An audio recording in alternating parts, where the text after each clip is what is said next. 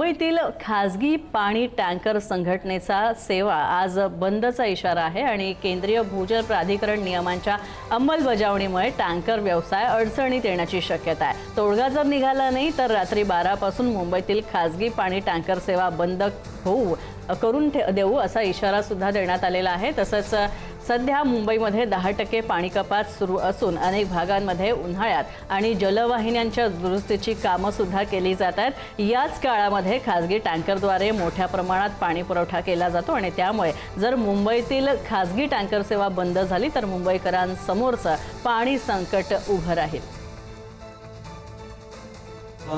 कलेक्टरकडून आणि तहसीलदाराकडून लेटर मिळाले, नोटीस मिळाले की तुमच्याकडे जर CGWचे NOC नसेल तर आम्ही तुमचे इलेक्ट्रिसिटी कट करू, जे वीज पुरवठा खंडित करू कायमस्वरूपी।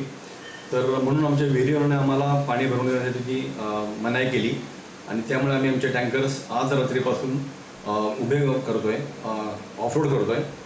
जोपर्यंत पुढील काही निर्णय होत नाही सरकारकडून तोपर्यंत आम्ही आमच्या गाड्या उभे ठेवणार आहोत।